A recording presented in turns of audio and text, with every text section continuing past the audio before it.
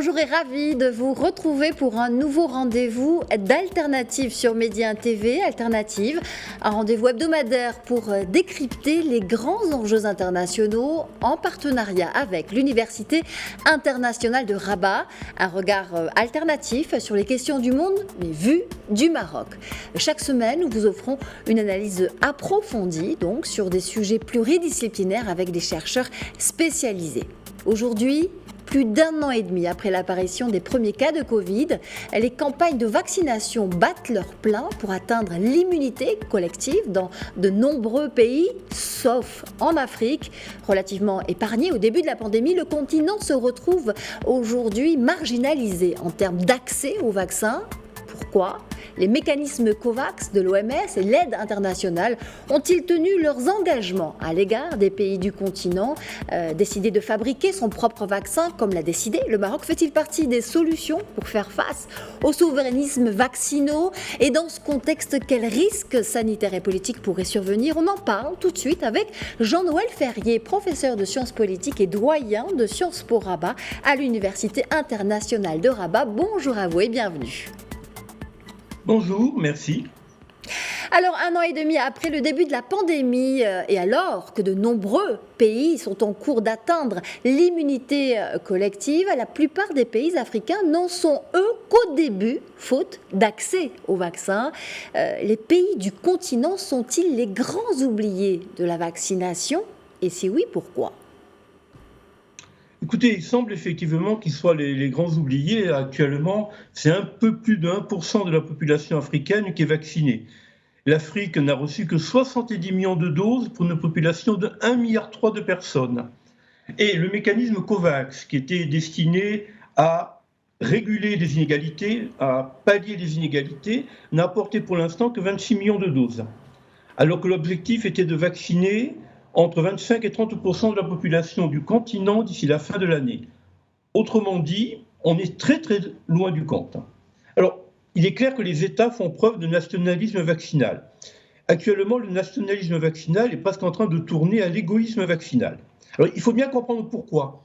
Les États ne règlent pas simplement une question sanitaire en gardant leur vaccin pour eux, ils règlent également une crainte de crise économique et sociale. Pour eux, vacciner, c'est d'abord éviter cette crise. Mais pour le continent africain, effectivement, c'est assez catastrophique parce que les pays riches gardent leur vaccin pour eux, mais en même temps qu'ils gardent leur vaccin pour eux, ils ne reconnaissent pas les vaccins qui sont utilisés au Sud. C'est ainsi que le AstraZeneca fabriqué en Inde n'est pas reconnu par l'Europe et non plus que Sinopharm. Or, ces vaccins sont les vaccins les plus utilisés sur le continent, notamment AstraZeneca. Et comble de la bizarrerie, le mécanisme COVAX permet aux États africains de se procurer AstraZeneca version indienne avec une partie de financement européen et cependant l'Europe ne reconnaît pas ces vaccins. Donc on est dans une situation extrêmement difficile et très tendue pour le continent. D'accord. La situation est effectivement très complexe.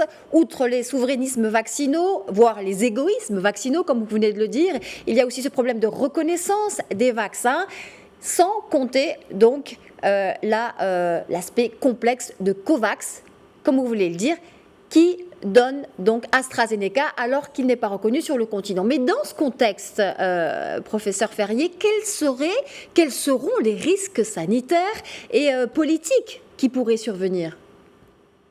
Écoutez, il y a deux sortes de risques. Premièrement, il y a un risque, je dirais, bêtement sanitaire, à savoir que si l'Europe parvient à s'immuniser, sur les pays riches parviennent à s'immuniser, ça veut dire qu'en fait, le virus va tourner à l'intérieur des pays pauvres et va fabriquer à l'intérieur des pays non immunisés toutes sortes de variants qui seront des dangers également pour l'Europe. Et le monde riche de manière générale. Donc, du coup, il y a une sorte de paradoxe. En étant trop égoïste chez soi, on favorise la fabrication de variants parce que le virus va tourner dans les pays pauvres, ces variants vis-à-vis desquels la population riche ne sera peut-être pas immunisée. Donc là, il y a vraiment un risque qui est assez patent. Le deuxième problème, c'est simplement un problème politique. Il est clair que l'égoïsme vaccinal montre de toute manière un certain type de position du Nord par rapport au Sud, à savoir que ce qui importe d'abord pour le Nord, c'est sa santé, ses intérêts, sa situation, et que le regard vers le Sud est un regard qui n'est pas le premier regard que le Nord riche va porter.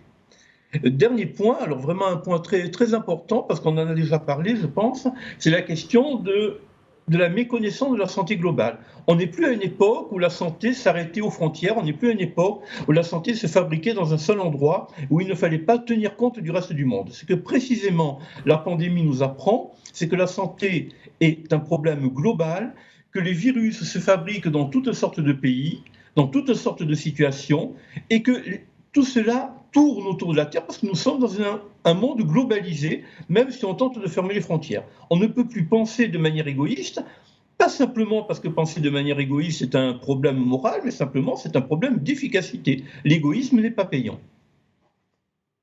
L'égoïsme n'est pas payant. Alors dans ce paradoxe que vous venez de décrire, Jean-Noël Ferrier, il y a en Afrique, au nord du continent, le cas du Maroc qui se distingue. Le royaume a été parmi les premiers à recevoir, à vacciner et projette même de développer et de fabriquer son vaccin pour devenir ainsi un leader régional. Et comme on parle d'égoïsme aussi, le Maroc, tout récemment donc, a aussi partagé son vaccin avec d'autres pays africains, dernièrement la Tunisie. Absolument, la situation du Maroc est particulière, elle est fort satisfaisante par bien des côtés. Premièrement, le Maroc a vacciné complètement un peu moins d'1 million de sa population. L'opération a été parfaitement conduite. La seule chose qui retarde, c'est précisément la question de se procurer les vaccins. Mais la campagne de vaccination est assez remarquable en termes de logistique. Et enfin, nous avons eu, il y a de cela peu de temps, la nouvelle que le Maroc allait produire lui-même les vaccins, dans un premier temps en les assemblant et dans un deuxième temps en travaillant la production elle-même du vaccin. Ça, c'est extrêmement réjouissant. Le Maroc peut le faire parce qu'il a malgré tout une industrie pharmaceutique qui s'est développée depuis longtemps, depuis les années qui ont suivi l'indépendance et qui est habitué à travailler avec des franchises. Donc il y a quand même une situation, un préalable économique et industrielle qui permet au Maroc de faire cela. C'est une grande chance parce qu'effectivement, ça va permettre de combler les effets ou de pallier les effets de l'égoïsme vaccinal. Ça permettra probablement également au Maroc de produire des vaccins pour le continent. Mais malheureusement, il n'y a pas tant de pays que ça qui sont dans cette situation en Afrique. Le Maroc est dans une situation très, très satisfaisante, mais toute une partie du continent, malheureusement, est loin de cette situation. D'accord. Dernier aspect, oui. Qu'est-ce qui fait du Maroc, justement, un leader en matière de recherche pharmaceutique ? Mais écoutez, c'est le fait que le Maroc a travaillé très tôt à développer une industrie pharmaceutique autonome. Je vous disais que ça s'est passé dans les années qui ont suivi la colonisation. Le Maroc a décidé de se doter d'une industrie pharmaceutique. Il a encouragé l'initiative privée de ce point de vue. Il s'est procuré un certain nombre de licences. Et ça fait, par exemple, le Maroc a pu avoir dès le début de la crise pandémique les doses d'extrachloroquine qu'il estimait nécessaires à la sauvegarde de sa population. Tout cela, c'est parce que le Maroc a pu produire industriellement des médicaments. Il est clair qu'on n'a pas, dans les cas de crise sanitaire, tout compte. La qualité des politiques industrielles, la visibilité que les dirigeants ont eue de certaines situations et de certaines priorités, tout compte. Et de ce point de vue, le Maroc est bien placé. Merci infiniment, Jean-Noël Ferrier. Je rappelle que vous êtes professeur de sciences politiques et doyen de Sciences Po Rabat à l'Université internationale de Rabat. C'était donc un coup de projecteur sur cette inégalité vaccinale en Afrique. C'est la fin d'Alternative. Je vous dis à la semaine prochaine.